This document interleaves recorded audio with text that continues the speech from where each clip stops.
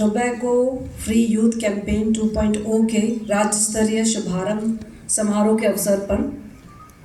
समारोह के मुख्य अतिथि आदरणीय मंत्री महोदय, मंच पे उपस्थित सभी चिकित्सा एवं स्वास्थ्य विभाग के साथी अधिकारीगण, विभिन्न जिलों से आए हुए डिप्टी CMHOs, IC कोऑर्डिनेटर्स और NGOs के प्रतिनिधिगण, जैसा कि आप लोग अच्छी तरह से जानते हैं कि टोबैको की जो प्रेवलेंस है उसको कम करना क्यों आवश्यक है, क्योंकि आप लोगों को बताने की आवश्यकता इसलिए नहीं है कि आप तो अपने जिलों में जा कर के इस कैंपेन को, जो ये 2 महीने का सघन हमारा कैंपेन चल रहा है, उसको आगे बढ़ाएंगे। लेकिन जब मैं देख रही थी एक छोटा सा आंकड़ा जिसकी ओर मैं थोड़ी सी आकर्षित हुई कि प्रति वर्ष हमारे देश में 13 लाख से ज़्यादा 13.5 लाख लोग टोबैको रिलेटेड इलनेस के कारण उनकी डेथ हो रही है। आप ये सोचिए कि जब 2020 में जब कोरोना की महामारी आई और जब पूरे देश ही नहीं पूरी दुनिया में लॉकडाउन लगा तो कितनी कोरोना डेथ्स थी। वो कंट्री में अगर हम करें तो हार्डली वो 2 डिजिट वाली डेथ्स थी, जब हमने पूरा लॉकडाउन लगा करके पूरे सिस्टम को रोक दिया कि हमें इसको एकदम से कंट्रोल करना है।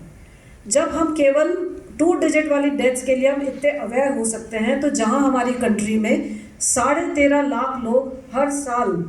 हर साल अगर टोबैको के कारण से अगर मृत्यु को प्राप्त कर रहे हैं, तो ये बहुत ही एक अलार्मिंग सिचुएशन है।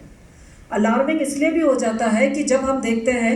अब हम कहते हैं कि India is a country of youth, हमारी जो पॉपुलेशन ग्रोथ हुई है वो हमारा डेमोग्राफिक डिविडेंड है, जो हमारा मैन पावर है वो आगे बढ़ कर के हमारे राष्ट्र को मजबूत करेगा। लेकिन दूसरी तरफ आंकड़े बताते हैं कि 40% of our men including youth, उनमें टोबैको प्रेवलेंस है। तो एक तरफ तो हमारी पॉपुलेशन है और दूसरी तरफ वही हमारी पॉपुलेशन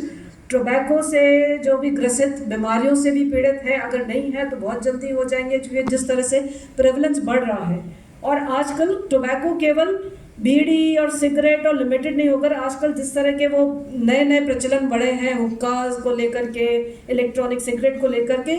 गुटखे को लेकर के, सब तरह के जो इस तरह के जो प्रचलन है जो हमारे घरों में घर करता जा रहा है। और छोटे छोटे बच्चों, जैसे कि अभी डायरेक्टर साहब बता रहे थे कि कहीं age of initiation of tobacco is as low as 7 years. वो बहुत ज़्यादा अलार्मिंग सिचुएशन है कि अगर 7 साल की उम्र में ही बच्चे टोबैको की लत लग जाती है तो कितना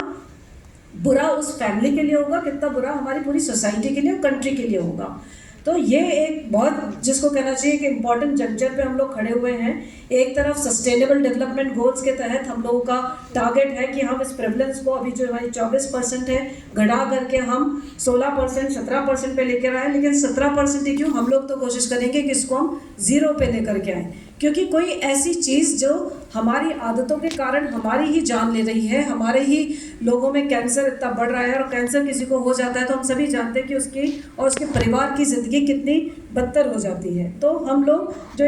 आज इस